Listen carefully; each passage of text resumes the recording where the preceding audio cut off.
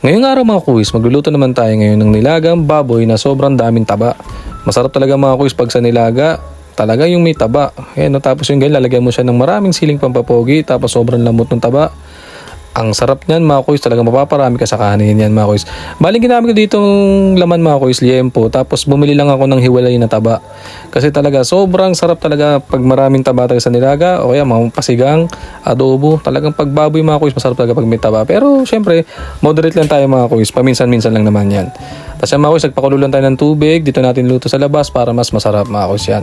Tapos yan mga kuis, nung kumulo, nilagyan na natin dyan yung baboy, nilagyan na rin natin dyan sibuyas sa puti at pula at pamintang buo mga kuis yan.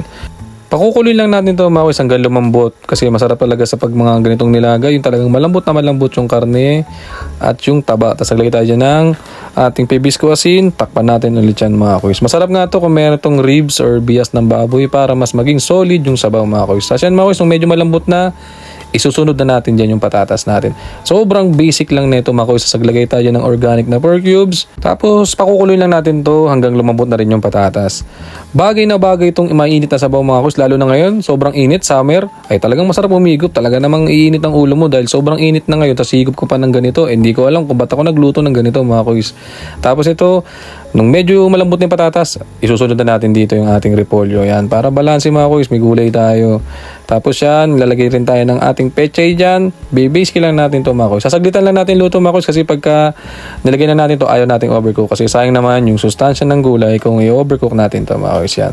Takpan lang natin yan mga kuis. Pagka kumulo na yan, goods na yan. Pag ganyan yung tsura, hindi natin hayaan na ma-overcook yan. Kasi sayang naman yung nutrients ng gulay kung ma-overcook mga kuis yan. Sasaktuhan lang natin luto yan. Ang sabi dun sa nabasa ko mga kuis, pag na-overcook daw natin yung gulay, kunyari papakuluin mo siya, tapos na-overcook siya, ang nangyayari, napupunta daw yung sustansya or nutrient na makuha mo dun sa gulay, dun daw sa tubig ng pinagkuluan.